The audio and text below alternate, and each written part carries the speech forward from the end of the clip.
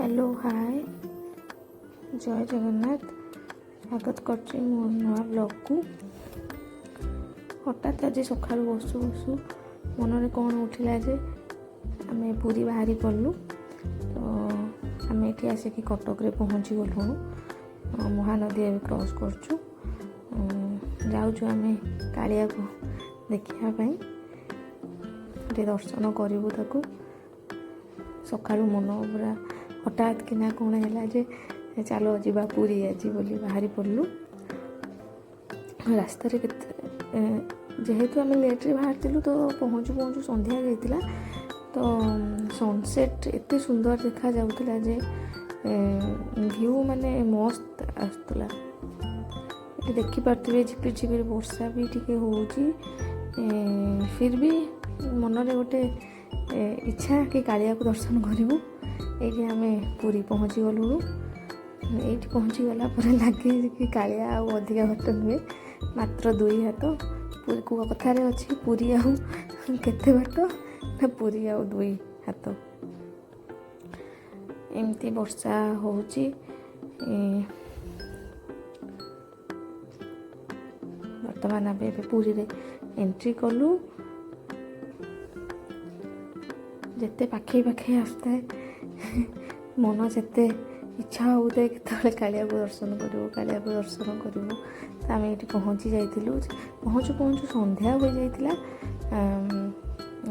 प्रथमे आम आम होटेल को पलैलु जाकि फ्रेश होगी तापर आम पूरी जगह दर्शन करिया बाहरी पड़िलु।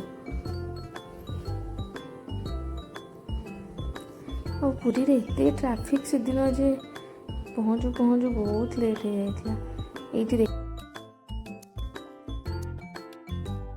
ये देखि पारुथिबे श्री मंदिर देखा जाउची। तो आम ये गाड़ी पार्किंग कलु कर सारिकी मंदिर दर्शन पाई बाहरी जाइथिलु। और से दिन मंदिर रे प्रबल भिड़ थिला। फिर भी ता भिड़ भितर पशि जगह को दर्शन करिवार से जो अनुभूति कोठी भी से अनुभूति मिली न थाए।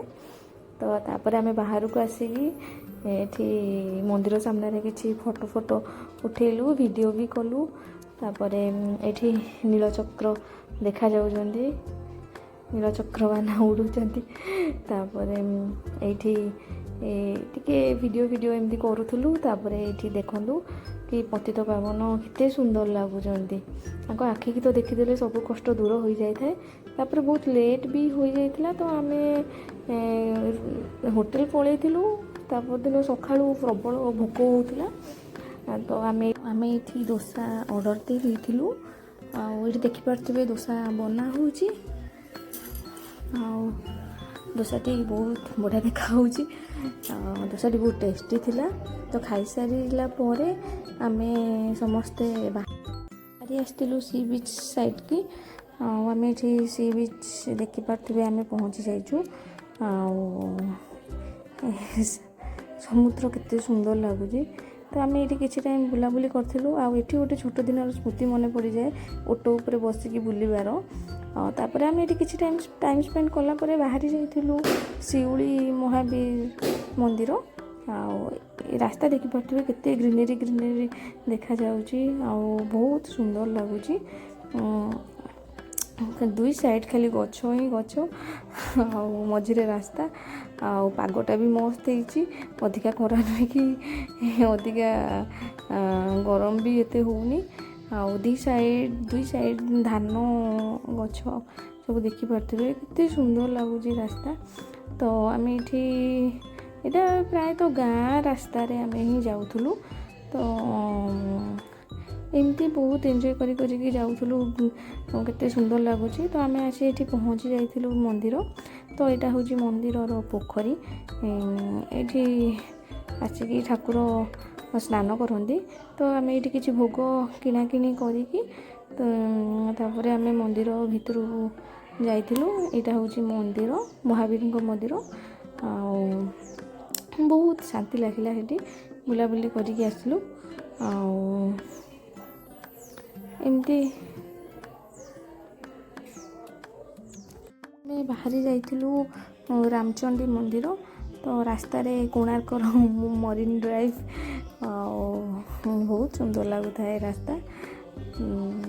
ଏମିତି କିଛି ସେଦିନ ଆମେ ଏମିତି କିଛି ଅଳ୍ପ ଜାଗା ବୁଲାବୁଲି କରିକି ତାପରେ ଆମେ ଘରକୁ ରିଟର୍ନ କରିଥିଲୁ। ଆଉ ଏ ରାସ୍ତାଟି ଦେଖନ୍ତୁ କେତେ ସୁନ୍ଦର ଲାଗୁଛି। ଆଉ ଏଇଠି ଆମେ ପହଞ୍ଚି ଯାଇଥିଲୁ ରାମଚଣ୍ଡୀ ପାଖରେ। ଆଉ କିଛି ଟାଇମ୍ ଆମେ ସେଇଠି ଟାଇମ୍ ସ୍ପେଣ୍ଡ କଲା ପରେ ତାପରେ ଆମେ ଘରକୁ ବାହାରି ଯାଇଥିଲୁ। ଯଦି ମୋର ଏଇ ଭିଡ଼ିଓଟି ଆପଣମାନଙ୍କୁ ଭଲ ଲାଗିଲା ତ ଆପଣମାନେ ପ୍ଲିଜ୍ ସବସ୍କ୍ରାଇବ୍ କରିଦେବେ, ଲାଇକ୍ ଆଉ ସେୟାର